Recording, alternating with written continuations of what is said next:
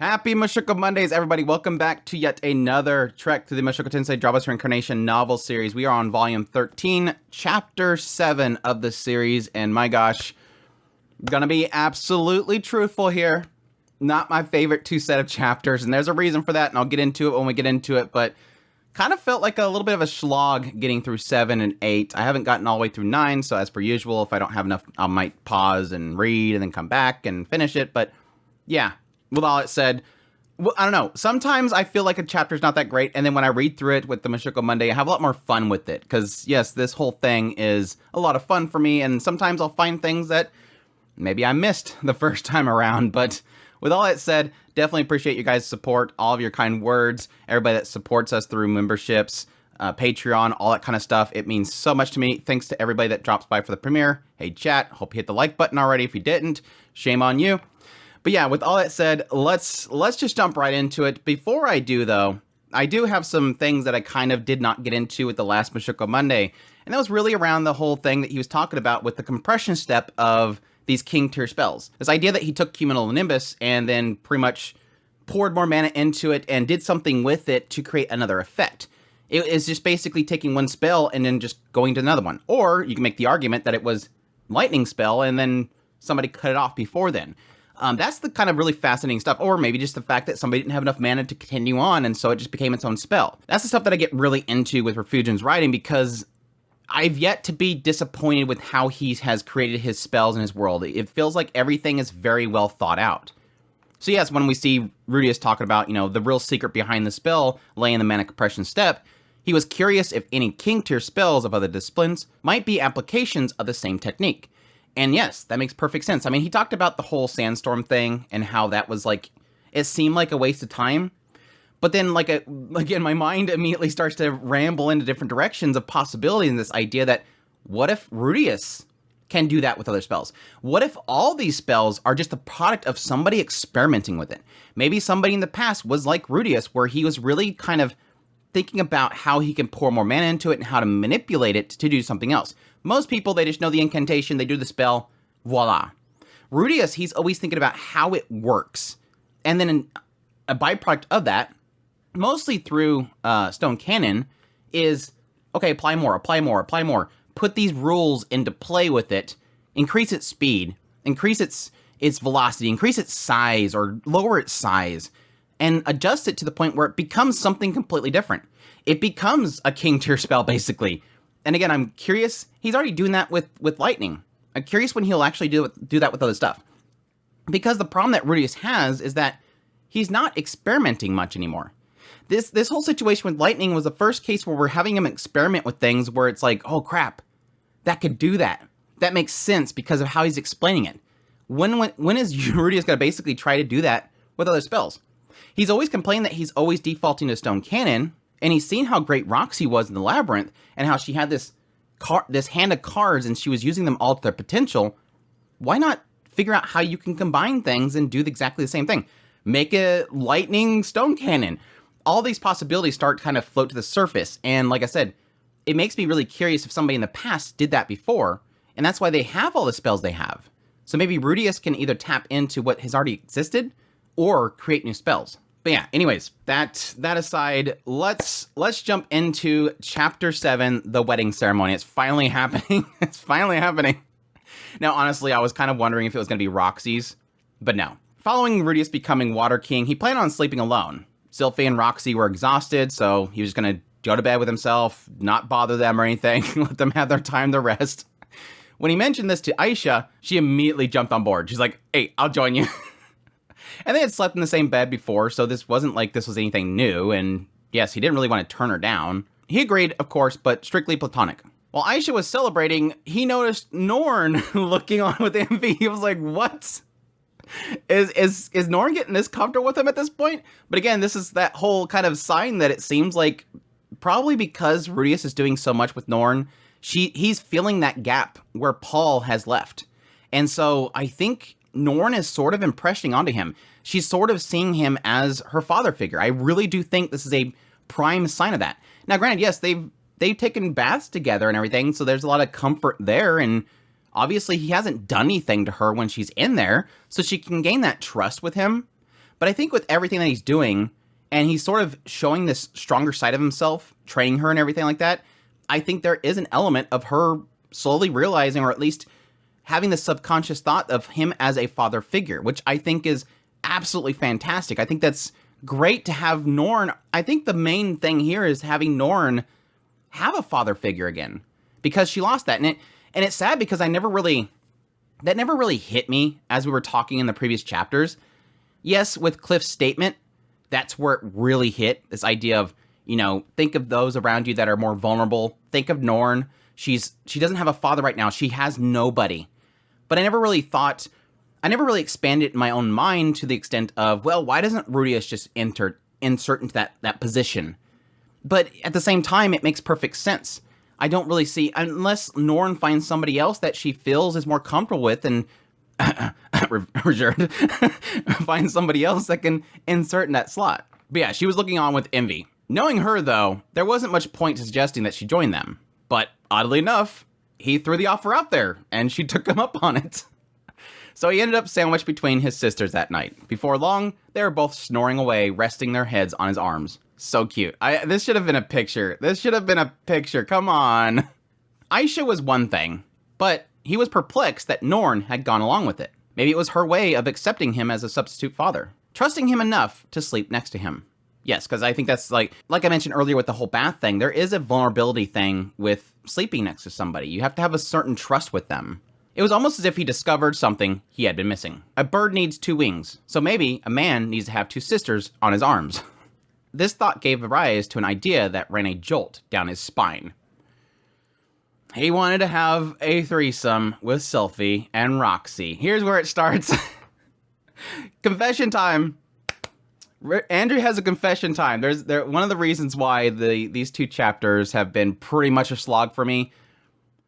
I'm fine with the ecchi stuff. I'm fine with the perverted thoughts and everything, but I do find Rudeus talking about his bed adventures kind of boring. I don't know why, but I just find it extremely boring. Not that I'm offended by it. It's not like an aspect of like, I don't want to hear somebody's inner thoughts about their wives when they're his wives, but it's more of an aspect of just, it feels repetitive. Like, it feels so repetitive. And so with a lot of these next two chapters, it's just a lot of him going, cannot wait. Oh man, I want to do this. Oh man, it was so great to do this. And here's why she's special. And this is why she's special. And it's got to the point now, I don't care anymore, Rudeus. Just move on. And it's kind of also an issue because it's sort of injected in these slice of life moments, which, like I said before, I'm happy to have slice of life moments in Mushoku Tensei right now because we just had an extremely heavy and very difficult to swallow episode or volume 12. But still, it's like I will admit, unless Refugin is sprinkling in character development, unless he's sprinkling in world building, the slice of life moments that he writes sometimes can be a slog. That's probably my only negative I can give the series as a whole, is that when it gets to slice of life moments, sometimes it just doesn't really work. And then couple that with Rudeus just talking about betting people all the time. It just is like, it gets, I almost want him to have Edie again. No, I'm just joking. But anyways, that's one of the reasons why these two chapters were kind of a slog for me. And yes, the fact that he's thinking about this while laying with his sisters. But again, that's that uncomfortable truth thing. This is going to pop up into his head and he's going to think about it. It was the voice of a devil, no doubt. An evil snake flickering its tongue around suggestively to lead him astray. It was something he's wanted, but not sure how to approach the conversation. They loved him, but it wasn't like they were comfortable with a request like that. They could simply say no, but what if asking could destroy his relationship? This is one of those moments where I'm like, I think you're thinking too much of it, but again, he has a lot to lose, and so he's going to have that fear. He couldn't help but worry. It wasn't like he was dissatisfied with his current arrangement. Yes, pretty much spending time solo with each one of them back and forth. Still, he wanted to try both at once. They both had different approaches. Sylphie a bit on the submissive side and did everything he asked in bed. If he wanted to try something new, she would lower her eyes anxiously, but never objected. That's not to say that she's a dead fish.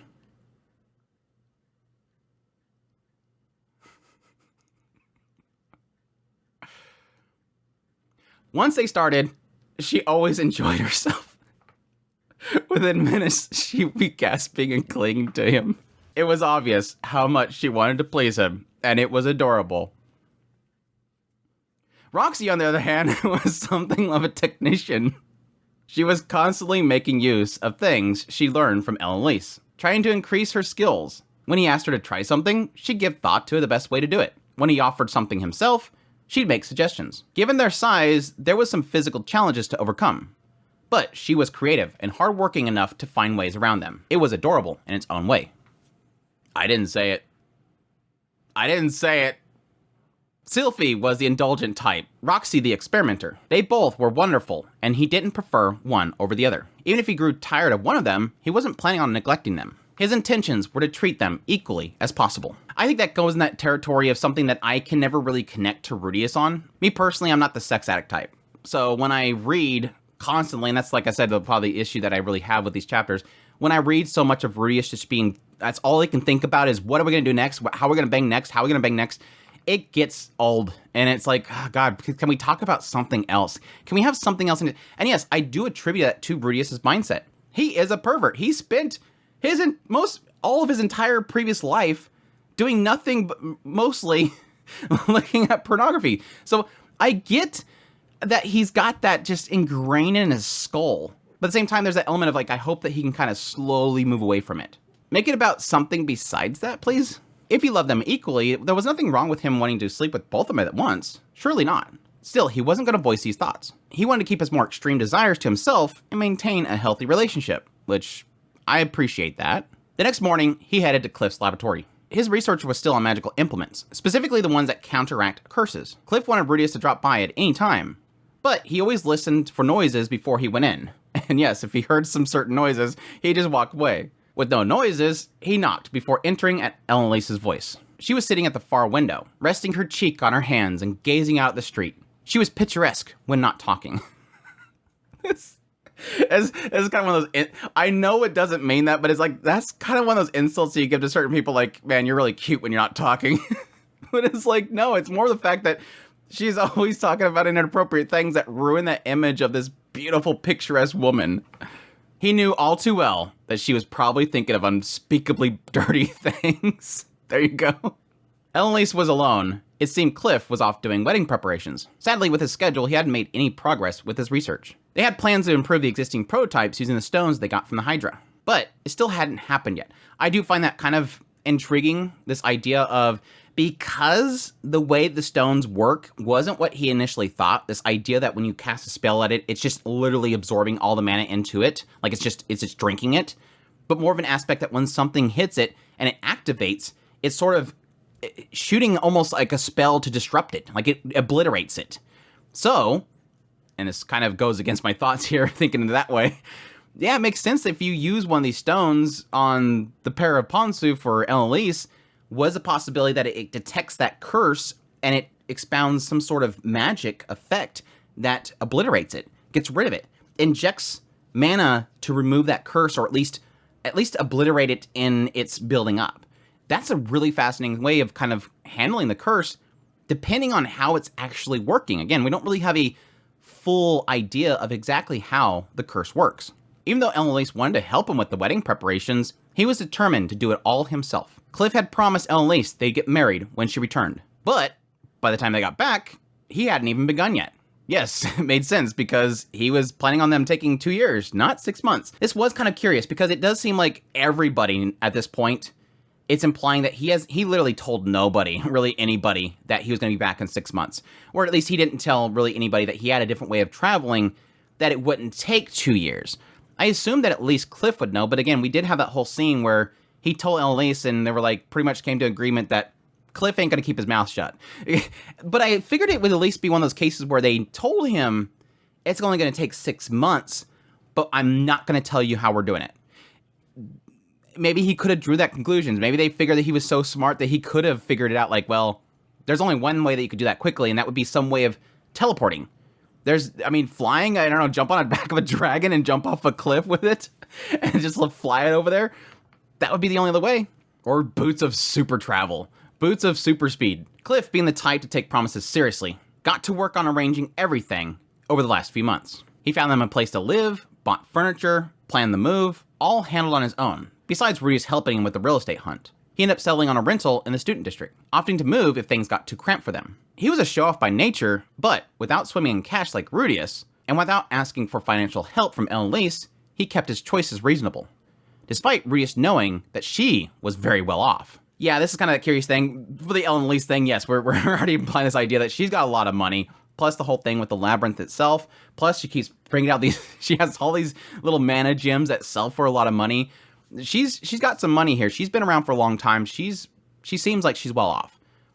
From the perspective of Cliff, though, this is something that, honestly, myself, it makes sense, so it's not like it's a shock to me, but at the same time, it was sort of it's kind of a side curious question of the idea of, is Cliff here alone, without any sort of connection to his father, grandfather, the Pope? Because you would assume that he's getting some sort of financial aid from them, or did they just literally send him there with the money in pocket and said, hide out here?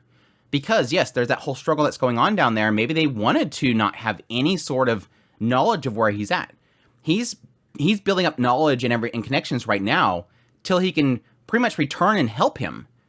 But that means that he's probably disconnected completely. Like, his existence here is not known by a lot of people down there. Which, yes, seems dumb, because why wouldn't anybody be able to figure out where he's at by some sort of information network? But at the same time, this is this world. It's not like there's insane communication here. Like, communications happen in a split second. We don't have cell phones and stuff in this world. So it makes sense that he would be hiding away here. And again, that he doesn't have any financial aid coming to him, despite the fact that, yeah, I would assume that the Pope is rolling in money. So it is an interesting thing to sort of get a confirmation with that. Rudeus congratulated Elise, knowing that they were in the final stages. The wedding was scheduled for next month. And even though Rudeus felt that Elise in a pure white dress felt out of character, as long as they were happy, that was all that mattered. Yes. I love that whole thing, because I think that was the whole thing that I absolutely fell in love with, the idea of Cliff and Elise. When they first kind of introduced that concept, the two of them being together, it was like one of those, I think at the time I was assuming that it was Nanahoshi, because it was talking about how this girl was sticking out of a window or something like that, and I'm like, oh, watch it be Nanahoshi. Then there was a side of me that was thinking it might be Ariel, but no, it came down to Elise. And yeah, I was very mixed on it. I'm like, that's like polar opposites there. But I think their joining is another one of those elements of this world that I really do love, that Refugien is sort of creating. Despite all the controversies that this series has, it's so sad that so many of the good messages that are in here are completely ignored. Every time it does something great, it's ignored. Like with the whole situation over the last couple of weeks, if you've been watching the anime itself, you see a lot of controversy around the Julie scene, the buying of Julie. And everybody getting really up in arms. And it's like, but you do remember back here Paul's story, right? Like, people forget the stories that are really impactful and heartbreaking. Saving the beast folk. Roger going in and just slaughtering a whole bunch of people that were moving these beast folk children. And yes, again, Paul and his efforts to finding his family and finding the displaced and kidnapping those that were in forced servitude and taking them out. That was a heroic story, and an extremely depressing story to read as it was going through that whole segment. The stress and everything put upon him. He was losing his men because the nobles were mad and they were killing his men on the street. Nobody remembers those stories. Nobody remembers these impactful and emotional and good messages that are kind of sprinkled throughout the series. And this is one of those prime examples of it. These two should not be a couple in a lot of people's eyes. From the perspective of the Milish Church, this is heresy. This is an insult to the religion itself. This woman that literally goes around and sleeps with a bunch of people, curse or not, that would be something they would all frown upon. But Cliff said, I love her, and I will do anything to be with her. I'm going to prove myself to her. I'm going to cure her curse. I'm going to spend the next years of my life figuring out how to get rid of this thing, so we're going to get married. And additionally, when I get back to the church, I'm going to change things, because this I want to exist with this woman. I love her that much. It is such a great, and yes, it's this whole aspect of a human and an elf. It's the aspects of, yes, purity and not purity, if you want to say that. But yet it works. And the two of them, once they were together and I seen their dynamic and I seen their relationship and I see how devoted they are actually to each other, oh, it hits. How much Elise doesn't even want to be with Rudeus because she doesn't want to do that to Cliff and to Rudeus. All these things are so great. Here I am. I'm talking about things that I didn't even think I would talk about reading through it. Like I said, this happens when I start doing Mushoku Monday. After a while, Rudeus realized that Annalise was troubled. She was letting out a deep, long sigh. It was as if she was waiting for him to ask, "Are you having second thoughts about your marriage or anything?" "Of course not. Cliff's so sweet and devoted that I almost feel like I don't deserve him. I couldn't be happier that we were getting married." That was fair. Rudeus knew that Cliff was loyal. Even if he's not a perfect person, he had his flaws, but he was young. He was not even 20. Considering future growth potential, he was a real catch. That is a really kind of solid statement. That's a very bro statement. This dude is not even 20, and he's got himself together. Yes, he has those prideful moments. He gets full of himself. The teachers here are useless. But he's a good boy. So why do you keep sighing then? Isn't it obvious? Ah, I see. He figured it was probably a sex thing. Cliff's been so busy that he only sleeps with me twice a week. Yep. That's too bad, but what can you do? He's doing this all for you, Annalise. Yes, I understand all that, believe me. And once you finally move on with your love nest, you'll probably won't emerge for a solid week, right? The moment that they got back from the Beggar continent, they were shut inside for days. It made him wonder if all they cared about was sex.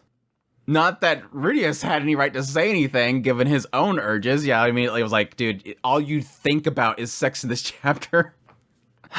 I can't help but be jealous of you, Rudeus. Why? Sometimes I go without for a couple days myself. Yes, but you get to fool around with Sylphie and Roxy at once, don't you? I'm satisfied with Cliff, of course, but I'm sure you three have a lot of fun together. Wait, what? No, we haven't done a threesome or anything. What? Really? That's a pity. It's quite a good time, I assure you. Why don't you give it a shot? He thought, oh no, the devil's tempting me again. Don't listen to her, Rudeus. Begone, Mara, amen.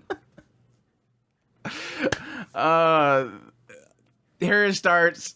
This is probably the only like really good punchline. Like there's a lot of good punchlines in here, but this is like this is one of those moments where Refugin, knows he's building something, and it sure enough, like later on, it comes to that punchline where it's like, yep, Annalise, this is Annalise again. We're getting back into Annalise being the clever woman that she is. Scandalous, disgraceful. I'm gonna get you banned from the library, Annalise. What, the library? I don't think that Sylphie and Roxy would mind, Easy for you to say, woman. What if I destroy my marriages? I suppose Roxy could be a bit uptight sometimes. She might not react too well if you drop the idea on her all of a sudden. Yeah, that's what I'm saying. Rudeus thought, yes, Sylphie tended to go along with things, and it was hard to tell how she felt about things. Sometimes he wondered if she was sacrificing her own desires to please him. He was sure that she would agree, but things were different with Roxy though. Despite her no-nonsense personality, she had a surprisingly innocent side to her. For all he knew, if he suggested it, she might pack up her stuff and go back to her parents. I do like the fact here of having Rudeus sort of, again, like I've said before, I always feel weird about bringing this up, but it's like, okay, at least Refugin right here with Rudeus is confirming this idea of it being hard to really tell what Sylphie thinks about things because she doesn't speak her own desires. You can argue that her desires is Rudeus to be happy, but there is this other side of like, but she has to have her own thoughts in there. What does she actually think about the whole situation? So if he does ask her, hey, you want to do this with Roxy? And she says, yeah, sure, that's fine. But are you really okay with this though? I know that you're okay with me being okay with it, but I want to know what you think about it. And yes, we fully acknowledge that Roxy is too pure, and so she's going to be very uncomfortable about these situations. Now that you mention it, though, I could speak to them about this, lay the groundwork for you. Brilliant, he thought. Roxy was actively learning about bedroom techniques from Annalise. She could start dropping lessons about threesomes. At the same time, yes, Sylphie trusted her advice completely. It was too perfect. Annalise, you're a goddess. Did she have a halo on her head? He was overcome with emotions and bowed deeply. Well, such flattery. I'm not too sure I actually want to help you, though. It's not like I'm getting anything out of this bargain. Ugh. Now she was refusing? How terrible. He couldn't fight back, though. He was in the palm of her hand. She was dangling the carrot. She's so crafty. She's so crafty. Is there anything at all I can do for you, Annalise? He looked up to her, grinning wickedly. She was a villain. Even his smiles couldn't be that evil. Probably. Well, I seem to remember hearing something about a rare aphrodisiac from the Kingdom of Asura. There's the Groot, the horny Groot. I actually completely forgot that he got a vial from Luke right here, and I was like, Wait, does she know about the Groot? Does she know about the plant? Right, I still got that. I never got around to using it. Would you mind giving that to me as a present? He never used it. He had more stamina than his wives, and he was really afraid of using it because he was afraid of hurting them. How do you want to use it? To spice up my wedding night. Is that even going to be necessary? It's a special occasion, dear. I like to have Cliff on me like a wild beast all night long. He thought it sometimes amazed him how she embraces her horniness. It wasn't like Cliff was constantly walking around in a state of excitement. He just knows how to take care of his girl, I think. I don't know. Maybe Cliff secretly is just an absolute horn dog. We don't know. Delicate question, Eloise. But do you ever get worried that you'll drive Cliff away with your appetite? Not at all. We wouldn't have ended up together in the first place if he couldn't handle it. Technically true. I mean, if he's still with her at this point, and the moment she returns and they have this long time together, and he's still doing wedding preparations, I think he's got it handled. And fully acknowledging, yes, that she probably was with a bunch of men on the way to the Begrit continent. Again, he's fully understanding of her situation and what she goes through, but he loves her. Again, that uncomfortable truth that has such a great message that Refugin just throws in there. Ever considered trying to tone things down for his sake? I could try to restrain myself, but I'd explode eventually. I'd rather be consistently honest about my feelings. I love it. I love it. And again, this was that whole situation with Eloise trying to get... This literally piggybacks off the whole situation with Roxy, Sylphie, and Rudeus. This is somebody that is honest with her feelings. Now, granted, not really too honest, because there was quite a bit of time that we had where there was a little bit of a mystery around Eloise and what she felt about certain things. But it does seem like, especially, at least with the relationships, girl's very honest. She's been through a lot. She gives a lot of people advice. She spent like her whole life basically going around, again, I don't know exactly when she got cursed or if she's always been cursed, spending her whole life really going around and yes, sleeping with men and yes, helping other women with their problems and yes, knowing those boundaries and helping people with their own relationships. This is somebody that is very honest. And so when it came to that whole situation with Roxy, she wanted Rudeus to be honest. What do you really want? Rudeus thought that was Eloise, all right. Now that he thought of it, Cliff didn't seem to be forcing himself to keep up with her. He did his best to please her, but Rudeus felt like he knew his own limits. They both loved each other intensely, in their own distinct ways. A fun dynamic that made Rudeus a bit envious.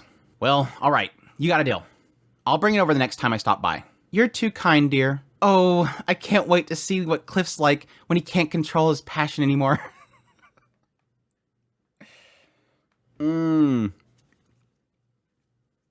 I don't want to know. I don't want to know. I'll leave that to you guys.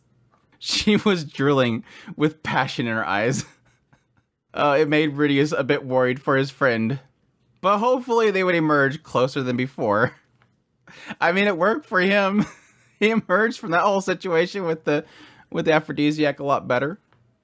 A month later, Rudeus found himself in the only Milish church in the city of Shariah. It was a majestic, solemn place, not unlike a Christian cathedral. Rows of benches and a holy symbol of Milish faith standing in a pool of sunlight. Eloise and Cliff standing before a priest wearing pure white clothing. Behind them, 20-odd spectators looked on quietly. Saint Milish will always guide you and watch over you. Should anyone seek to divide you, his holy shield will protect you. Should anyone speak to harm you, his holy sword will judge them. And should your love prove a lie, his fiery sorrow will pierce the heavens. Rudeus was standing in the front row, Sylphie on his right, and Roxy on his left. He in Asura-style finery, and them in modest formal dresses. Ariel and Luke were near Sylphie, and behind them was Zenobia, Linnea, Priscilla, Ginger, Julie, Norn, and Aisha. Oh, and also two of Ariel's attendants. Rudeus ended up buying formal clothing for himself, Roxy, and Sylphie. But he just rented Norn and Aisha's because they would be growing, and they weren't too satisfied with that, but it made sense. The rest of the guests he didn't recognize, but unsurprisingly, Nanahoshi didn't show up. Come on, Nanahoshi. It's Cliff. I mean, Cliff helped you out. He came through for you and helped you with your whole circle and everything, and this is how you're going to repay him? You can't even show up? I think that's a two-form thing. I mean, yes, it does seem like she's more outgoing and she's more open to other people, but I don't think she wants to see romance in this world. I think that's something that just really is something that she doesn't really want to connect with. Milish church weddings had rows divided by rank. Highest ranked spectators and closest family in front. Rudeus was only next to Sylphie because he was her husband. But he felt that Roxy felt more out of place because she was a second wife. And yes, The church doesn't like that idea.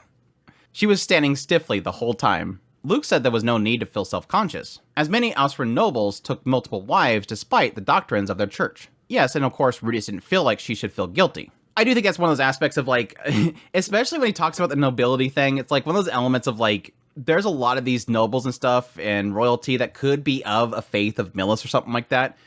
But there's, like, it's that element of, like, how much they give the church. The church kind of oversees things and just, like, overlooks things. Like, oh, yeah, nobody's allowed to do this. And then the king has, like, 5 mistresses and they're like, yep, looks good. It's like, not like they're going to speak out against it. But I know Millis churches, just the way they've kind of formed it in this world, it does seem like there is a different thing here. And I'm really curious when we might finally get into it. We might get into it with Cliff's whole stuff. Maybe if we eventually get into Cliff in more detail, we might get more insights into how the actual church works. Because I'm certain it's probably going to have its corruption. There's no system or organization that's going to not have its corruptions. Cliff Grimoire. Do you swear to love Elise Dragonroad, and only her, so long as you both live? I swear to love her until my death. This stood out to Rudeus. In the ceremony, they had their own marriage vows, and Cliff's words struck him as really heavy. Knowing him, he'd keep his words quite literally. Please stop. Rudeus, please stop flagging. Stop it. Having Elise the only woman he'd ever touched in his life. Rudeus admired his faithfulness, while he himself wasn't capable. Elise Dragonroad, do you swear to love Cliff Grimoire, and only him, so long as you both live? I swear to love him all my life.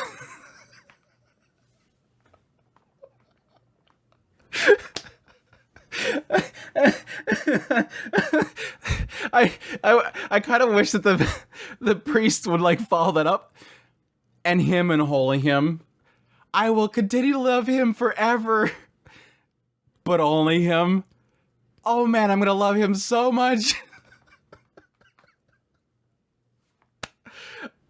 She's not lying. It's like one of those aspects of, like, she's still respecting the faith in the church and the ceremony that she's in, because she's not lying. She's just not confirming. It's like the whole thing, it's still truth, you just kind of omit certain things, and it's still truth. She's gonna love him for a long time. It's great. It's cute and it's great at the same time. Rudeus wasn't sure what to think of Elise's vows, though. She tried to keep her word, but she had a curse to contend with. Then there was the matter of her lifespan, which, yes, is a massive point. Cliff was probably going to die before her, and he felt like she'd eventually go looking for someone new to love, and no one could blame her for it, surely. Yeah, I mean, I don't think we've really gotten a full sense of how long elves live in this world, but I would assume it's probably similar to a lot of other stories where they can go on for hundreds of years. And yes, she's been around for long enough. I mean, she claims that she's only like 50, but we all know that's probably not true. But there is that element that, yeah, if you think about it, that is that issue with lifespan. That's why I'm like super, super excited for Farron coming up next season. I love this concept of there being that sort of age limit gap where it does make you sort of perceive things differently because you're around a lot more than the other races. As well as getting into that whole situation with how Elise viewed Roxy, Rudeus, and Sylphie so differently than he did. Despite the fact that she's been around for so long and experienced so many relationships, she hasn't become cold to it. And I think there was a sign of that when Cliff confronted her. There may have been an element there of her not really taking him seriously. But then seeing how much determination he had, it sort of clicked something in her, like, holy crap, yes, this is something that I can do. And I would imagine Elise was probably very conflicted by that. This idea that I feel love for this person in front of me, but knowing that at some point, I'm going to age on forever beyond him. Yes, there is sort of a Romeo and Juliet type of story here where I've seen several times before where you do have that age difference. You do have that lifespan difference. And in a lot of cases, they'll get to that point where the other person will pass away and they'll just take their own life, or they'll be reckless with their own life just so they can end it quicker because they don't want to live on beyond without them. Who's to say that Elise doesn't have that thought? Who's to say that she doesn't have so much love for him that she might not want to go beyond then? It's a sad, tragic thought, but it does technically make sense. Or yes, will she just decide to move on? I'm sure he'll say that to her. You know, look, when I die, go continue on. I want you to be happy. I love you because I want you to go on and find somebody else because I want you to be happy. Still, Rudeus felt it bizarre to see Ellen Lace getting married, considering the only reason she joined the university was to sleep with young men. Life was full of surprises. In that case, the groom may place the necklace of Millis on his bride. Cliff carefully accepted a large, heavy ornament necklace from the priest. A large ceremonial prop supposedly made in the image of a necklace St. Millis had worn. Bend over a little bit, Lise. Oh, right, sorry. She lowered her head slightly. Cliff tippy-toed to place the necklace around her neck. It wasn't the most graceful moment. Poor guy didn't seem to be getting any taller. And now the bride may give the groom the promissory kiss. Of course. Slowly bending over, Ellen Lace kissed Cliff on the forehead rather than the lips. So cute. I'm so happy for them. Oh, I'm so happy for them. I think... Hold on, let me think. I mean, there's not that many relationships we have here, but yes, I think Paul and Zenith is definitely a big one, but God, of all the relationships in this story, I think Ellen Lace and Cliff is just so good. And yes, a lot of it has to do with, it's just a lot of Ellen Lace, but still. Apparently, this part of the ceremony was based on a story from the life of St. Millis. On the day of his departure for the battlefield, Millis had bestowed a necklace on his most beloved. In return, she kissed him on the forehead, praying as she did for his safe return. Later, when Millis was in grave danger, his most beloved held up the necklace to the heavens. Moved by its beauty and the depths of her love, God then interceded to save Millis. While based on real historical events, it was hard to say how much of it was literally true. This is one of those things where it's like, yeah, I can sort of see Rudeus is a realist. Like this is a person that just doesn't really see things. He's always skeptical of things. And I see that. I can see him seeing something happening and going, you know, there's probably an explanation for this. It's like the whole thing with Nanahoshi and her talking about the fiends and stuff, the summons, and how people believed that it was summoning things from this afterlife, basically, this underworld or whatever. And so this idea of even insinuating that these are like programmed things, not necessarily spirits, is going to affect things. So, you know, keep that part hush-hush. And I see Rudeus having that perspective as well. There's got to be a logic behind all these things. But why doesn't Rudeus assume, well, maybe this is the man god? He speaks to the man god on a regular basis, and so he can probably see that there's probably some sort of higher being that might, you know, get involved with things. So it is kind of curious when he reads something like this and goes, I wonder if that was a man god, or I wonder if that was another god. He's had experiences, so he shouldn't be too skeptical. God in heaven, hear my plea. Grant these two the gift of everlasting love and happiness. The priest said as he held a wooden staff that let out a bright burst of light. The newlyweds silhouetted against the radiance. With their pure white clothing, it looked like they were melting into it. It was a lovely, dreamlike moment that seemed to last longer than it did. As the light faded, Ellen Lace and Cliff stayed as they were, smiling at each other's faces. They looked truly happy. It's so good. I love it. I'm so happy. So happy. It was obvious that they were going to stay that way. In the moment of all this, Rudeus did feel a little guilty the fact that he was thinking about the staff being a magical implement rather than just cooing at its spectacle.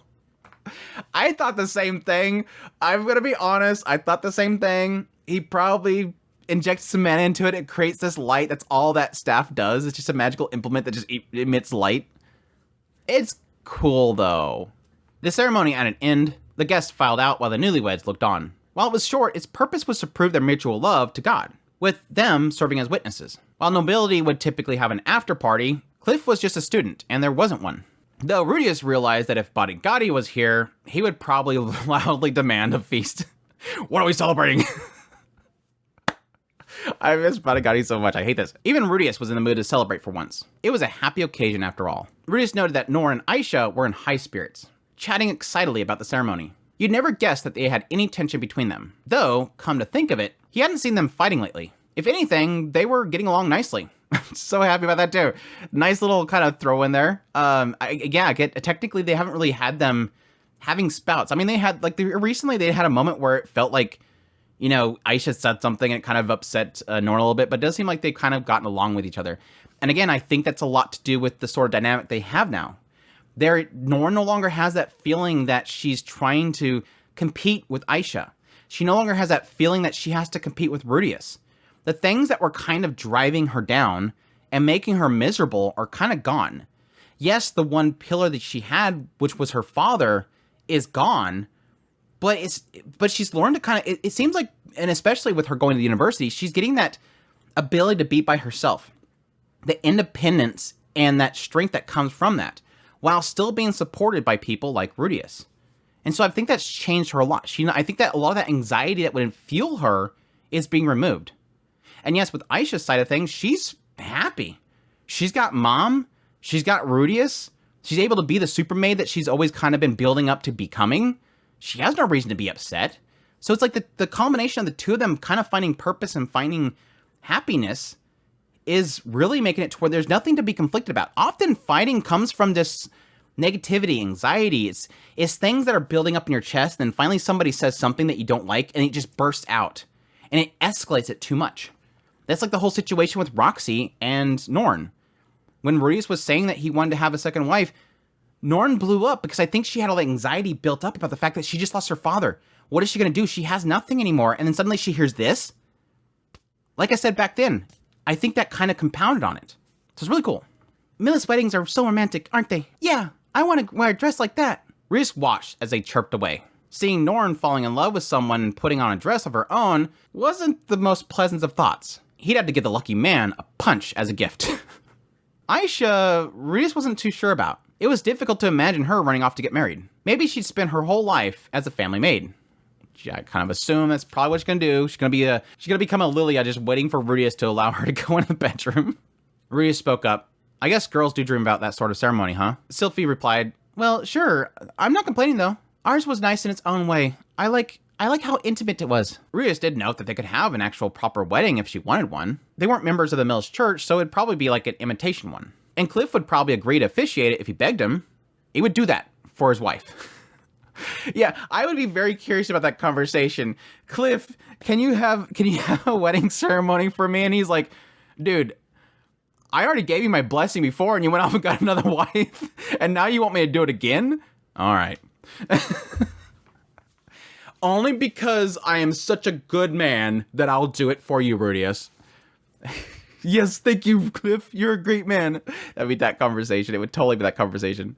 Suddenly, Rudeus felt his sleeve slightly being tugged. He looked over to see Roxy glancing upward. She had makeup on for the occasion, and she looked beautiful. And despite that, he could see her natural blush. Do you want to have a ceremony of your own, Roxy?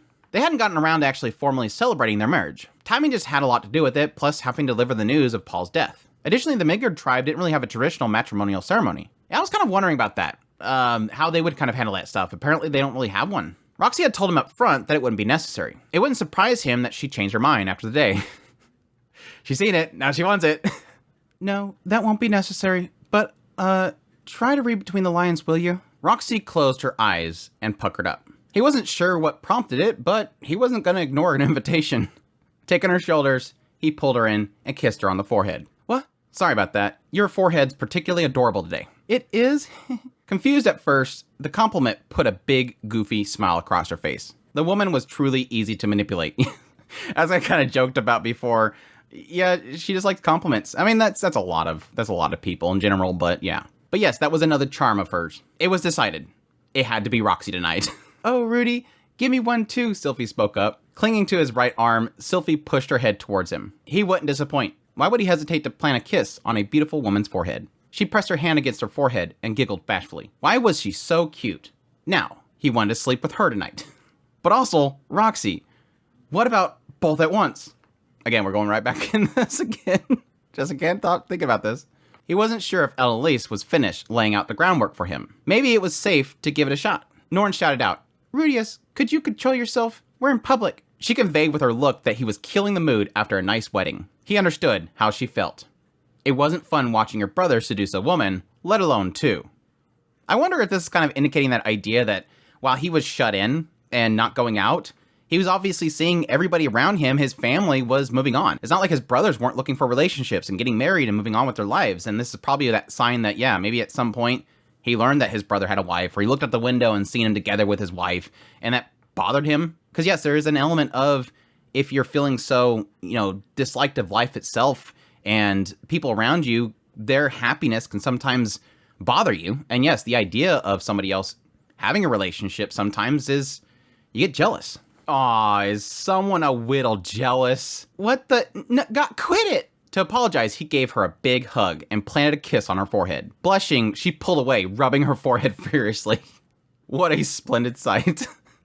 I can't wait to see all this stuff animated unless they skip it. Gosh darn it. Aisha was shooting an extremely envious look. You should have seen this one coming.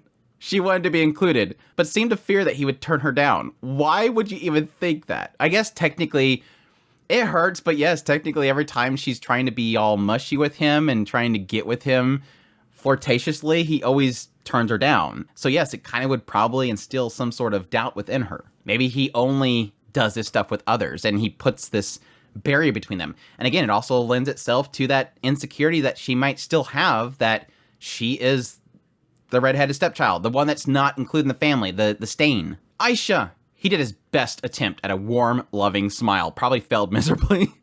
Turning to her with his arms spread wide. Rudeus, she's shying with joy, leaping towards him. After receiving her forehead kiss, she snuggled against him like a happy cat. Still, he couldn't say he approved with her twining her legs around him in public. Wearing a dress like that, she was probably exposing her pantsuit. I love these little interactions. They're so freaking cute. Aisha's so great. Aisha, cut it out with your legs. You've got a dress on, remember? I'm assuming you don't want to flash everyone on the street. Okay, got it. She hopped away with a satisfied grin and went back to trotting down the street. What was he gonna do with her? While only 11 years old, there was sadly men out there who regarded anyone over 10 fair game. Speaking from personal experience, eh, Rudeus? She needed to be more careful. I mean, jokes aside, the most familiar is gonna know to spot it. Rudeus then recalled Paul's letter, suggesting a party once everyone was reunited. He was meaning to do something along those lines, but somehow 6 months had slipped by. They also hadn't had a party for Nor and Aisha's 5th and 10th birthday either. Yeah, I totally forgot about the 5th, because that's the important parts. And yes, technically, the displacement incident happened, and then they were displaced, and so they would have missed that whole part. He felt guilty about that, especially since he was treated with a big bash at their age. It was always nice to have someone celebrate for you, right? Okay, let's have a party. And finally, Legend of the University, number 7, The Boss is a big shot. And that is chapter 7. Okay, so like I mentioned at the very beginning, sometimes it just takes me going through the chapter itself before I start to realize things that I didn't really think about as I was doing the read through. Honestly, when I'm doing the read through, I'm just kind of consuming it and I'm trying to condense it and I'm trying to get it into a presentable format. And sometimes that focus can sometimes remove my thought process, my analysis of it itself, and so that sometimes lends itself to Mushoku Mondays. So, as I said before, sometimes Mushoku Mondays is more for me than anybody else. I find a lot of enjoyment out of it, and I find all these little nuggets in here, and yes, seeing this little cute little moment, it's literally like Rudeus with his wives and his children kind of running around. It's super cute. But yeah, it is sad to think that they really never got to celebrate those birthdays, especially for Paul's perspective, Norn and Aisha. I don't know if Paul did anything with Norn, but I mean, easily with Aisha herself, I don't know if she was there when she was in the 5th birthday. But again, he was so busy with other things. It's not like they're going to throw a bash in the middle of Millis while all this stuff is going on. But additionally, yes, the sad fact of not being able to have that 10th birthday. I mean, Paul even wrote about that, so it's super heartbreaking. But yeah, chapter 8, A Lucky Man. 2 weeks after Cliff and Annalise's marriage, Rudeus went to town with Sylphie and Roxy. Their goal was to find a gift for Norn and Aisha's birthday. He decided to make the party a surprise, which meant preparing stealthily. Rudy, really? Really? Keep a secret from Aisha, dude, really? Are you serious? She literally found your secret room with your shrine. You think she's not gonna figure out that you're having a birthday party? Aisha's probably got connections in town. She goes to town, she does the shopping and stuff, she probably got connections. At some point, she's gonna find out that you were there. Aisha's a genius. She's gonna figure this out. Mark my words. When we get to the party, I haven't read it yet. When we get to the party, Aisha knows. Or she at least acts like she's surprised and then at some point kind of slips it out or says, I already knew. There was another reason why he dragged his wives out with him, but that was for later. It being the middle of the harvest season, the city was bustling. Food was cheaper, as well as fresher and tastier. With the harvest festival coming up, there was a huge stage in the central square. While not an elaborate event, they had campfires in the streets, pots of stew, and cheap booze. A way for people to gather and celebrate the Earth's blessing. It wasn't filled with dancing and singing, but if you brought your own pot, you could get a nice helping of stew. Aisha had apparently taken advantage of this last year while he was away, but she wasn't too impressed with it. They sort of threw things randomly, and the flavor wasn't really anything to write home about. Hopefully, he'd get a chance to try it himself. If it was gross, that might be interesting in its own way. I can sort of follow his mindset here, just to try things just for the sake of trying it. Sometimes you can get some interesting experiences out of it, so I guess so. Many merchants scurried around, and students peered at booths and stalls. Farmers hauled vegetables, and adventurers were squabbling. Shirai was the largest city in the region, but it was only noisy around this time of year. He even noticed a number of beast folks in the streets. It's happening again. It's happening again. Tough-looking ones carrying broad, machete-like swords. They were there for their own festival going on at the moment. Yes, Lenny and Priscilla were both going into heat around the same time, so their bravest young fighters traveled here to compete for them. Lenny and Priscilla this year had decided they were going to face their suitors head-on. Perhaps they thought it was time to find husbands for themselves. Breaking traditions, they declared they would be choosing their mates personally, from those who had bested them. At minimum, they wanted a sword saint, advanced tier mage, or an A-rank adventurer. Furthermore, his fur needed to be glossy, ears erect, and tail straight. Oh, and they both had to be savage warriors, and considerate gentlemen. A bit unreal standards, to be honest. I hate the fact that Rudeus isn't going to take advantage of this. I was really surprised. I mean, I'm not really too surprised because the whole idea of, yes, my inner otaku self wants to go, Rudeus, come on, dude, bag the both of them. What the hell, dude? You already opened up the door to harem. Sylphie's going to be fine with it. Roxy might be a little bit upset, and they're both going to be, like, probably off-put by the idea that they have larger ones, but still, putting that otaku self aside, there is a little bit of a disappointment here just because they've kind of built up Lenny and Priscilla so much and I love them so much, but it does make sense to a narrative perspective. There's no way that we need to have Rudeus be getting with Lenny and Priscilla, because if he does, he has to go back to the Great Forest. That's where he needs to be. They're looking for tribe leaders. They will be tribe leaders. So if Rudeus does not go with them, it sort of defeats the whole purpose. He can't be with them where they need to be. And so it does make sense to that perspective. I mean, it's like a lot of stories that kind of have this whole idea of suddenly the princess of the kingdom falls in love with the male protagonist because he's super overpowered.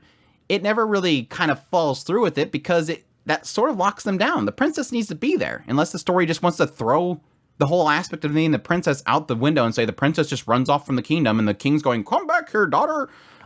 It just doesn't work. So despite my otaku desires to have a cat girl and a dog girl, it makes sense, sadly.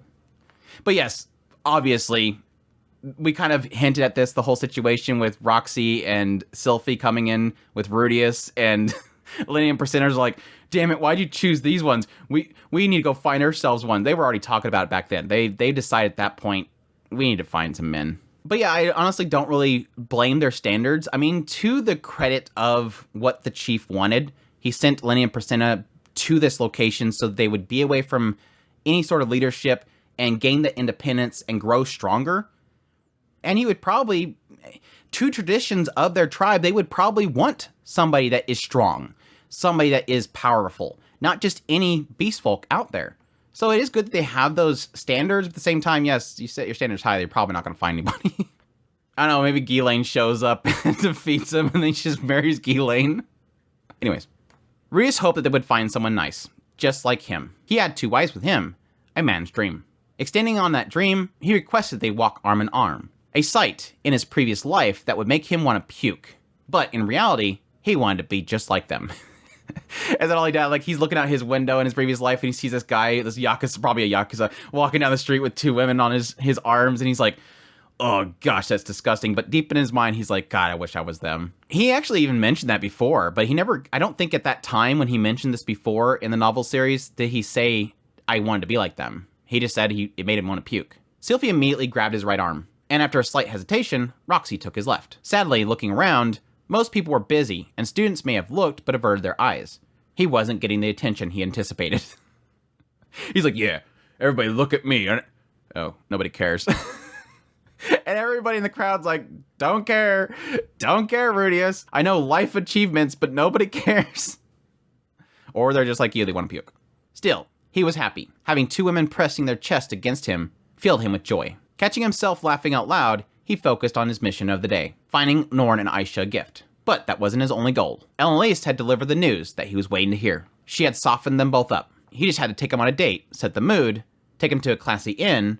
He couldn't wait to try. Again, this is where I'm like, okay. I did condense quite a bit here because it's like, okay, Rudeus, we get it.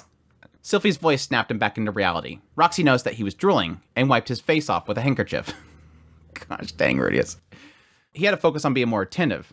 He couldn't be sloppy about the date. Back on the topic of presents, their main activity. They searched the workshop district. There was all sorts of magical tools and implements in the area. There was enchanted objects in the commerce district, but they were tested and refined products that demanded a high price. The workshop district had more eclectic mix, including prototypes and experiments produced by fledgling creators. While mostly toys, you could find a masterpiece from someone who'd soon become famous. At least that's what Roxy told him. One of her old classmates from the universities joined as an apprentice. Ultimately, she had moved to another city at some point. While Roxy didn't figure they would find anything that Norn and Aisha would like, she still browsed the displays with great interest. Honestly, Rudeus didn't think they would find anything either. His real reason was to find something for Roxy. While married already, they never got a chance to celebrate. Wanting to still have a belated party, he planned to combine the event with Aisha and Norn's celebration. It would end up being a surprise for her too. He was playing 5-dimensional chess here. If she had any interest in something, he would sneak in later and buy it for her. I have mixed feelings on this. Again, he's already kind of talked before about this idea of combining the party itself, but there is still a side of me that's like, that's kind of cheap. Why don't you have a separate party for her? I mean, the idea of Norn and Aisha having a birthday party that's combined makes sense to me, because me personally, I had a brother that his birthday was like not even a month away from mine. And so we just always had our birthday party together. Like, the parents wouldn't want to set up 2 different birthday parties. They would just combine it together and make it, you know, a little bit bigger of a single one. So it makes sense for me that Norn and Aisha would have the same party, but to have your marriage party with Roxy kind of included into it's kind of cheap. But like having this whole like segment where they're like, oh, let's look for a present for Aisha and Norn. He's like, yeah, I don't think there's anything here for them. I'm just looking for something for Roxy. It's like, dude, really? Put a little bit more effort into Aisha and Norn. He does eventually. It is still cute though to have this aspect of like, yes, they're there as like the secret thing for Norn and Aisha, but then Rudeus and Sylphie are here going, we're also looking for something for Roxy. It didn't really make it clear right here yet until later on that, yes, Sylphie's in on the thing for Roxy too, which again, kind of adds that cute chemistry that we're really developing between the two of them. Magical implements could get expensive. Their family's main source of income was Sylphie and Roxy's salaries, the royalties from the scroll that Nanahoshi gave him, and the money earned from the labyrinth. That was interesting. It's kind of one of those aspects that every now and then Refugien kind of throws these things in here like, oh, by the way, this kind of happened. It's like, oh, okay, apparently he sold that scroll that Nanahoshi gave him, I'm guessing, to the Magician's Guild, because that's what Nanahoshi told him at some point. You know, you could take this to the Magician's Guild and you can get money for it. Just drop my name at the same time so they don't rip you off. And I'm guessing Rudeus did that because he's getting royalties from it, which is interesting. The Lamplight spirit. But yes, it does kind of give you an indication here that somebody wearing the pants in the family, not Rudeus, he's just going to school. Sylphie and Roxy's taking care of everything. While the money from the labyrinth, his inheritance from Paul, could keep him comfortable for 30 years on its own, it wasn't enough to lounge around his whole life. But it was a nice cushion. Again, even though Paul's gone, he's still taking care of his family. There is an aspect that I think, every now and then I hear like these bad stories about inheritance and stuff, or people fighting over inheritance, and it's always one of those sad things, because if you think about it, it is pretty much how the parent or somebody that's passed on is still taking care of their family. So seeing those squabbles, even though there is sort of a nurturing value to it, sucks. There was no telling when Rudeus would need a large sum of money, so it was best not to spend his cash carelessly. Again, another flagger. But that was what I was saying though. Back when Rudeus first accepted all that money from everybody was kind of giving him their shares. He did have that kind of mixed feeling about it, but he ultimately accepted it.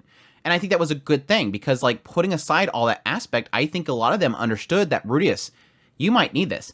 And at the time, what I was thinking about was this aspect that they might end up running to somebody that could have some sort of treatment or cure for Zenith that might cost a lot of money. It might need resources or something that's going to cost a lot. What if you come to find out that, I don't know, maybe there's a gem or something that could affect her, but that gem is only from this certain type of dragon. And again, my assumption right now is there's a possibility they could use the gems from the Hydra. But what if there's another dragon that has some gem that could possibly help them, and it costs a lot of money because dragons are hard to kill and they fetch a high price? You never know when you need that. And I think that's a good thing. I've always been of the mindset of spending very wisely and keeping some sort of pull, because you never know what'll happen.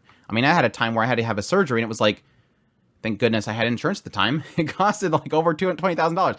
Sometimes you just don't know when something's going to pop up and you need that money for it. For a wedding present, though, he was willing to dip into his savings. Hell, if Roxy muttered, "I want to drive a Porsche," he would get her one. Though, Shirai didn't have luxury car dealers. So he would have to settle on drawing a logo on Dillo's forehead.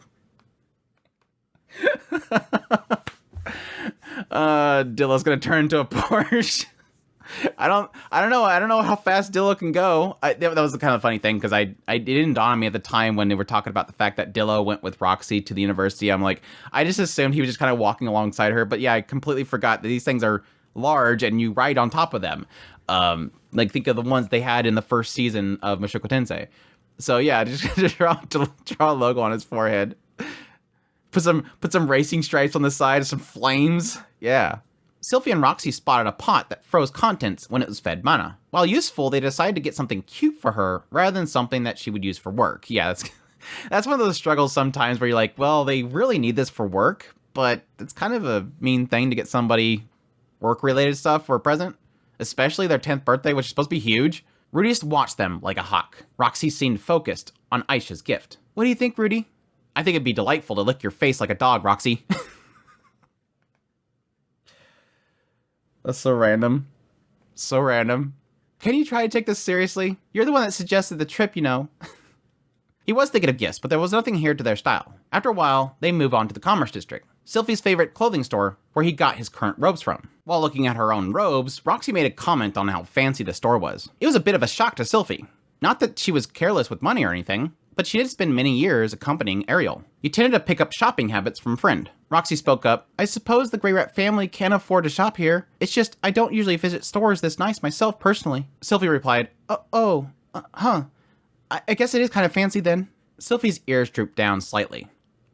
Rudy, I'm not spending too much money, am I? Don't worry, Sylvie. You're fine. Sylvie was paying for her own clothes out of her salary. He didn't have any right to complain about how she was spending her money. Roxy spoke up. I really wasn't trying to imply that. I shopped at stores like this myself back when I was a royal magician for Sharon. And it seems like a perfect place to find something special for a birthday present. Oh yeah, right. It's a special occasion, so yeah. Roxy shifted on the offense. He had to follow up. You know, I don't think there's anything wrong with you buying yourself some pricey clothes, really. He gave her a smile, but Sylvie pouted. So you think they're pricey after all? No, slip of the tongue. I meant stylish clothes.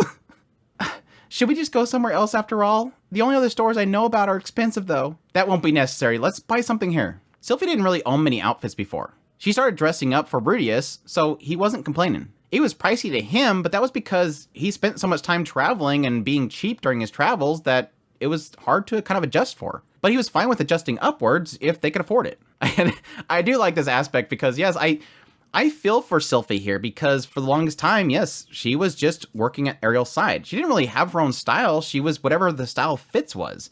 She didn't have this reason or need to kind of express her own self through her clothing. And she didn't have a necessity to do that.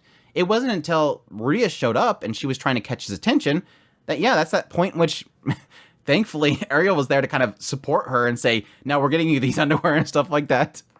Trying to kind of dress her up. But it is cute, that aspect, that when finally it comes time that she wants to be beautiful for Rudeus, she's going out of her way to find clothing that'll appeal to him. And yes, sadly, that comes with, okay, the only place I know to go to that I trust is this one place that is really expensive, and she probably in her own mind doesn't have that sense of, her mind isn't in sync with Rudeus, who is traveling and trying to be cheap so that he didn't run out of money. And then you have Roxy here that also traveled quite a bit and didn't really have any need to spend a lot of money. There is a contrast there that's kind of obviously popping up here. And trying to kind of ease that mind around that, like, it's fine that you want to get things that make you happy. Enjoy, buy, indulge. Even though I mentioned earlier that even when I had a normal job and I did have disposable income, that's why this stuff is here, and it hasn't changed really much since I went this full time. Even still, I did have times where I felt like, yeah, sometimes just spending money to things that you want, if you do it responsibly, is fine, as long as it brings you some sort of joy. But do realize that sometimes when you are spending a lot of money and you don't get that sense of joy out of it, maybe it's not something you really need to be indulging in. By the way, I'm not a licensed therapist.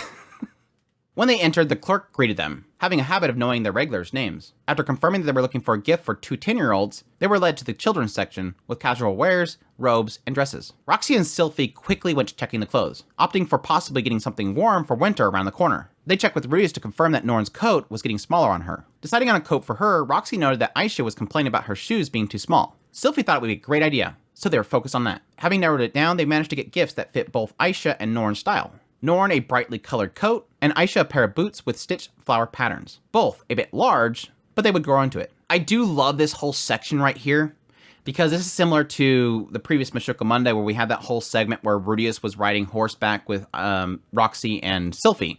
They had this little moment where Rudeus himself was not getting involved. He was just letting the two of them talk. And it is so pathetic to have to say this. I hate this. And this is literally something that anybody that reads this series knows on a regular basis. Refugin had something special here. Had a special way of telling stories where every character had their own minds, their own purpose, their own driving forces, and none of it really relied on the main character. Yes, they love the main character, or yes, they may adore the main character or look up to the main character, but they all have their purposes. Zenoba is working on this whole thing with this automaton. Cliff's working on Ponsu for Elise and getting married with her. Paul, for the longest time, was trying to find his family. Everybody has their driving forces. And so it's so refreshing, and it's sad to say this, it's so refreshing to actually have a story where the harem doesn't constantly talk about the main character or doesn't require the main character to exist. And you have this little moment here where you're seeing that again, where Roxy and Sylphie are trying to figure out what would be best for Norn and Aisha.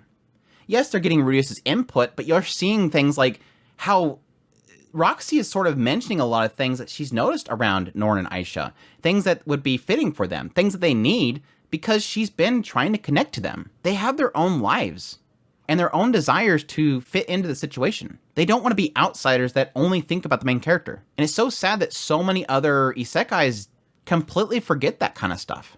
It's just so focused on simply main character saves waifu, waifu loves him, and that's all they talk about. Anyways, with their main job done, they decided to wander around the store. They weren't limited to one gift, and Rudeus was still scouting for Roxy's gift. These cloth corsages are nice. Rudeus noticed a basket of intricate little bouquets. Yeah, I'm not sure if a kid would appreciate that sort of thing, though. Come to think of it, I don't really know what sort of things Norn likes. Good question. She doesn't really talk about her taste that often. Not around me, at least. Roxy spoke up. Norn has some somewhat boyish tastes, I think. She likes swords, armor, horses, that sort of thing. Wait, really? How'd you know that? Well, I'm trying to get to know her better, so... Roxy trailed off, noticing a certain outfit. I do like this about this is what I was talking about earlier, this aspect of characters having their own personalities and their own desires. And yeah, I do really feel like it seems like Roxy is making a concerted effort to sort of get to know everybody.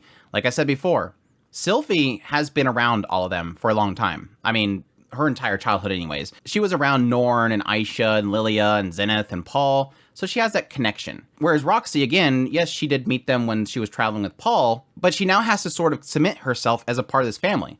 She has to finally do what a new wife and a family would have to do, that she has to get to know them. So it's really cool to kind of see her making that effort to sort of reach out to them and make those connections. And yes, getting out of her what apparently everybody else is like, I don't know, which makes perfect sense to me. I can see Norn not being that open about this kind of stuff. We know she loved Paul. What else? What else? Yeah, and again, it makes sense that she's into swords and armor and horses. It seems like she would probably have impact upon her liking things that she thought Paul did. So it makes sense. Having that boyish sort of taste because she wants to be like her father. So you do have that dynamic of Aisha being the girly one and Norn being the boyish one. But yes, Roxy trailed off, noticing a certain outfit. A magician's robe, complete with a hat. She stared at it intently, but more specifically, the hat. Her signature, the big hat. She then took off her hat, studied it with a conflicted expression. It was certainly old at this point, probably the same one that she wore back when she was tutoring Rudeus in Buena Village. It wasn't falling apart, and the black color kind of covered up the wear and tear, but it had seen its share of battles. Putting her hat back on, Roxy gingerly stretched out to her fullest length. She has to reach. took the hat from the stand, spun it around to find the price tag. Grimacing, she put it back where she got it. Apparently it wasn't cheap. With an audible sigh, she turned and rejoined Rudeus and Sylvie, seemingly already pushing the matter from her mind. So, yep, ouch. Anyways, moving on. Hey, Rudy. Sylvie sided up to him at some point. Let's go with that. Sounds good. They had the same thought. They found Roxy's present. Again, this is that confirmation that, yes, Sylvie's in on it. It's just super cute. They ordered the coat, boots, and Rudeus secretly bought the hat. They'd be picking them up at the day of the party itself, while the store would wrap everything up. Rudeus was starting to look forward to it. There's that kitty excitement whenever you get something that you know somebody's gonna love and you just can't wait for them to open it. That's why our family sucks at this stuff. When we know that somebody wants something, we never have presents on the day of the actual present supposed to be giving away. It's just, we can never keep ourselves from doing that.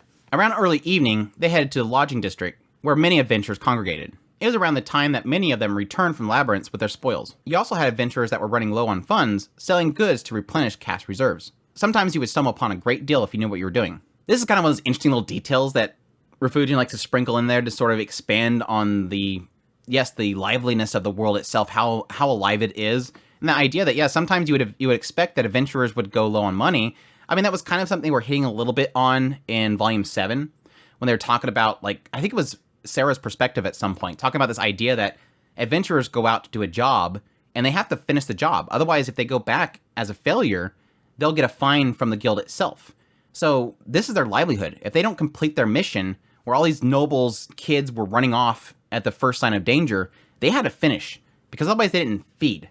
And so you would probably see that some of them were running low on money because maybe they failed a mission or something like that, and they start have to peddling their own gear, which kind of sucks to think about. Magic items were always on the pricey side though, and they didn't have much need for them. This was more window shopping if anything. Or so he thought. Roxy spoke up. See, Sylvie? This is the kind of things adventurers wear. Most people buy stuff like this when they need an outfit. Okay, I get it. But I don't wear things like this often, you know? I'm not sure if it's gonna work for me. I think this one would suit you, Sylvie. You're quite slender, so capes look good on you. Carried away in their conversation, they end up buying Sylvie a new set of clothes. It was an outfit a mage knight would wear, complete with elbow guards. Not exactly elegant, but it made her look like a novice adventurer, which Rudeus found painfully adorable. Again, it's another one of the cute aspects. I do finally like to see that bickering too, because that's another kind of step in the relationship. We've seen plenty of Sylvie and Roxy at this point in these last few chapters, where they're just having casual conversations. They're expressing how much each one of them technically means to Rudeus, and then thus, in effect, means a lot to them. You get a lot of that comfort they're trying to develop between each other, opening themselves up to each other. But I think that next step is seeing that they're fine with sort of teasing each other, bickering at each other. You look, this is what normal people wear. I don't normally wear that stuff all the time. Stop teasing me. It's super cute.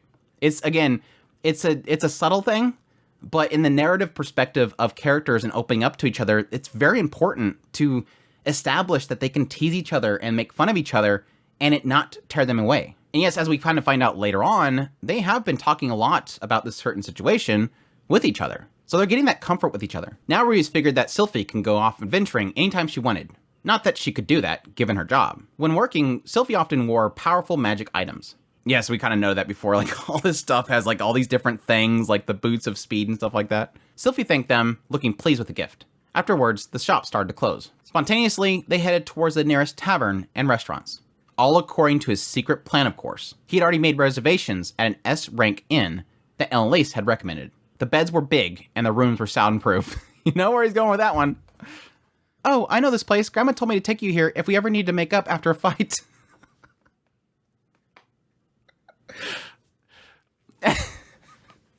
Because obviously makeup sex is going to require a little bit more noise. You too, Sylvie? She said the same thing to me, Roxy responded. To his surprise, both of them recognized it. At the end of the day, they were all pawns in Elisa's game. That's what I need. I was talking about how I was going to put Elise up here as well because of how amazing she is. That she's like literally turning into my second favorite character, female character of the story. I just need like I need like a display or something like that with just nothing but Elise like this with hands out and just like puppeteering all the characters.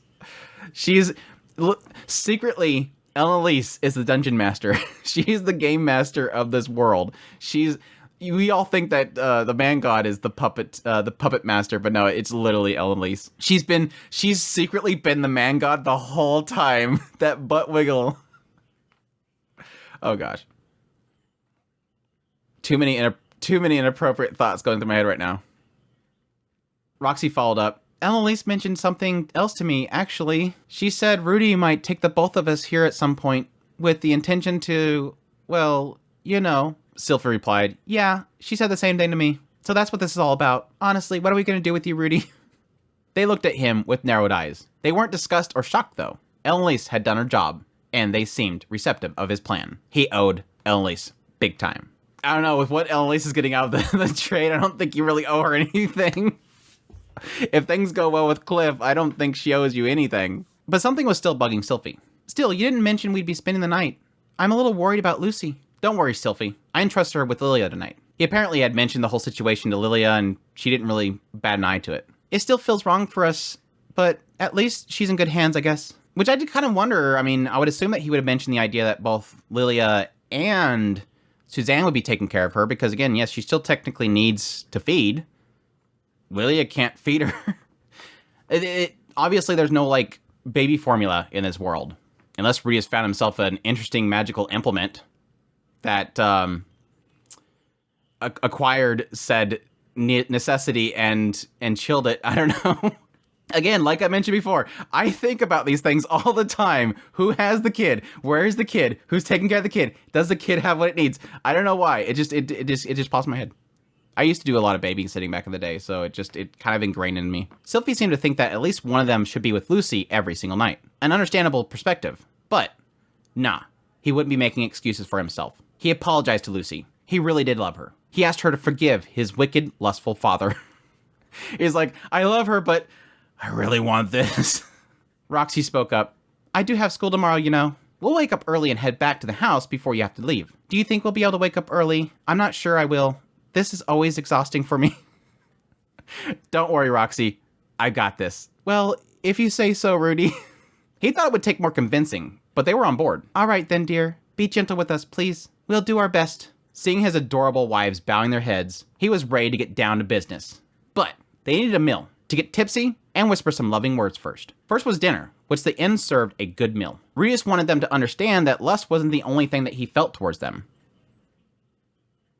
Sure. I know, I'm joking. The other thing was there, of course, but he loved spending time with them. While typical raw ingredients were expensive and hard to buy in bulk in the Northern Territories, it was the seasoned food was the most plentiful, and they were at an expensive restaurant. So their plates were packed. Fresh salads, juicy vegetables, spicy soups packed with freshwater fish, and well-seasoned black and blue steak. I was actually wondering about that whole aspect because he was mentioning the idea that nobody serves raw fish around here, and yeah, technically he was talking about when he was leaving the town that the ponds and stuff had fishing there. So you assume there is live fish in the area, so it is still kind of wondering why. I would assume at this point, Rudeus would do it himself. Like, well, okay, maybe I'll try to make some raw fish myself. Additionally, they had a whiskey-like liquor with a rich aroma. Sylphie, of course, was not partaking the liquor for Lucy's sake. At least they seem to have the knowledge of that in this world. After finishing their meal, they were treated to dessert. Desserts weren't comparable to the complex cakes and sweets in the holy country of Millis. This restaurant served fruits similar to apples that were more sour than his previous life. They chopped them up and provided a honey-like syrup to dip them in, similar to candied apples or a thicker variety of fruit punch. Roxy in particular was pleased by this, as she seemed to have a sweet tooth. Or maybe it was just ingrained in the Midgard people. Yeah, they talked about that whole aspect. That was like the thing that she experienced when she first left the demon continent. She's like, holy crap, these people have some really sweet stuff that's just super yummy. She got like a massive sweet tooth. So I'll be curious at some point if they'll confirm that. Like maybe when they go visit the parents, maybe they'll find out that they'll bring them gifts. And the parents will be like, holy crap, we really like this stuff. Bring more of this stuff to us. We'll find out that it's actually ingrained in the Midgard people. They just have like a massive sweet tooth. Rudeus introducing diabetes to the Midgard tribe. I'm calling it.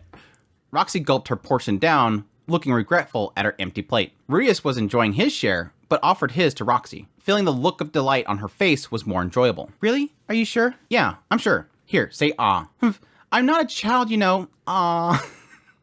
He wished this went on indefinitely, but sadly, he ran out too. Finally, with everything being done, it was time. You know, ladies, what is it, Rudy? Go ahead. I've actually reserved a room here, as it happens. Right. Roxy, I know we talked about this a bit, but are you sure you're okay with doing this with me? Yes, I think I'm ready for this. Let's do this. Roxy and Sylphie nodded to each other, blushing slightly. This was going to be a night to remember. And Legends of the University number 8, the boss is loaded. He's spinning cash. Again, I've gotten all these legends down except for one of them. But yeah. Which makes me kind of wonder if maybe they dropped that one back there for the sake of something revealed later. I don't know. That'd be an interesting little twist. Like hinting at something that could come. But yes, as I mentioned earlier, thank goodness, Rudeus finally had his threesome. He can finally shut up about it. Just so tired of hearing it. Again, it's probably just more of a personal thing. I know it's wish fulfillment, and it's obviously something that he's going to be thinking about. I understand the contextual reason why he would have his hesitations and all that kind of stuff. I understand all the thought process that he's going through. It's just I don't find it very interesting. I don't find any sort of development from it. I just see it being an insecurity, and he overcomes the insecurity by having it happen. It's not, and it's partly to do with the fact that it's not like something worth talking about in a Mushoku Monday. So when there's a lot of segments like this, it's like there's not really anything to expand on. It's just Rudeus is being pervy. Big deal. I don't know. It just never works for me. And again, I don't know if that's an aspect of me personally, just not really being like that sex crazed. I don't think I am. Or just an aspect of me being so mindful of an analysis point of view and wanting things to really discuss when I don't really find much discussing there. I do think there's a significant element here when it comes to both Sylphie and Roxy. I do think, honestly, them having this moment is a way for the two of them to sort of get a deeper bond to each other. Like I mentioned earlier, it's that whole element that's almost similar to Zenith and Lilia.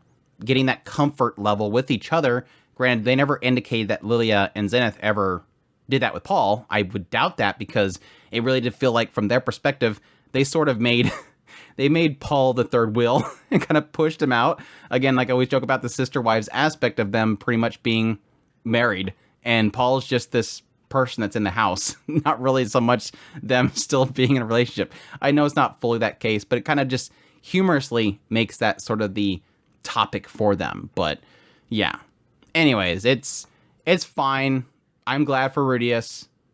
Now we can move on, hopefully. But yeah, anyways, this went a lot better than I thought it would. That is chapter 8. That went a lot better than I thought it would. 7 and 8, like I said, when I read through them, I wasn't really enjoying them. And again, like I said, I technically did cut a lot of fat out of especially this particular chapter, chapter 8. But I did enjoy a lot more than I thought I would. And that's mainly around the aspect that I do like the chemistry. But I mean, it's similar to the whole situation with like, was it volume 10 and 11, I think it was, that whole aspect of the slice of life stuff, where I don't feel like it's doing enough to advance the world or throwing little tidbits in there of insane character developments.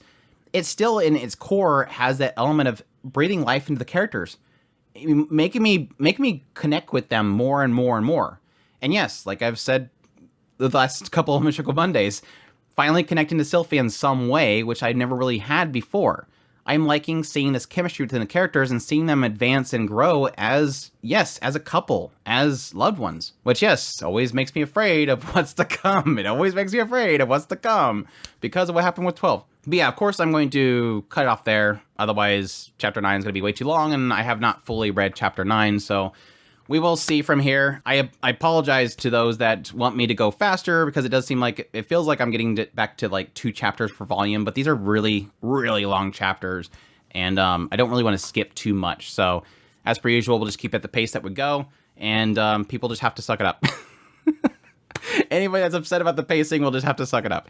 But yeah, I'm excited for what's to come, and yeah, I'm looking forward to the party. I think I've already seen the picture of, spoiler, I've already seen the picture for the party itself, and I just cannot wait to see the context of what happens in the picture itself. So good stuff, but I thank you guys as usual for dropping by for Mushoku Mondays as always. If you're not already, make sure that like button down below, share it out to your friends. I greatly appreciate all the support, all the chatters that are in the premiere itself. Hey chat, thank you guys so much for dropping by and all your kind words. And yes, as per usual, thanks to everybody that supports through monetarily, Patreon, tips link, memberships, all that kind of stuff. It means so much to me that you guys are willing to part with your hard-earned money in order to keep this going, and then I can provide you guys with hopefully some cool little insights in my knowledge and my analysis of the novel series. It means so much to me. Like I said earlier, and I've said countless times, Mushoku Mondays is sometimes more for myself than anybody else. I love deep diving into this stuff, having an avenue to do that, and I'm so happy that people enjoy what I'm doing. So, with all mushy stuff out of the way, as per usual, thank you guys so much, and until the next Mushoku Mondays, y'all take care.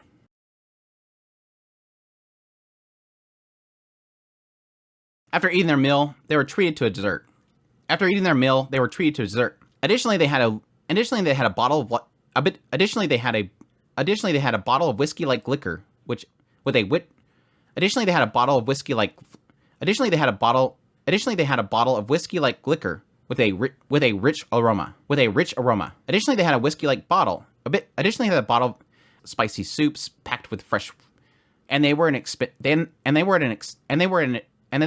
typical raw ingredient. Sylphie seemed to think at least one of them should. Sylphie seemed to think that. Oh, I know this place. Grandma told me. I know this place. Grandma told me to take you the. I shop at stores like this myself. Back when I was in the Royal Mage, I shopped at. Sylphie replied, Sylphie, he was thinking of gifts, but nothing was to their style. He was thinking of gifts, but there was nothing here that was to. He was thinking of gifts, but there was nothing here for their style. Why would he hesitate to plant a kiss on a Buddha? Why would he hesitate to plant a? Why would he hesitate to plant a kiss on a Buddha? Why would he hesitate to plant a kiss on a beautiful woman's head? Why would he hesitate to plant a kiss? Why would he hesitate to plant a kiss on a beautiful? Why would he They had plans to improve his existing prototypes using the stone. They plan on making improvements on the existing prototypes using the stones of absorption. Using the stones of absorption. Using the stones of absorption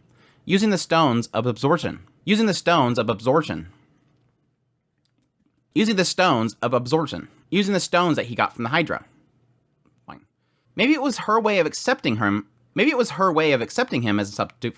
Maybe it was her way of pretty much accepting. Ugh. Now she was refusing. How terrible. You stupid fly. You have to be in here right now. How did you even get in here?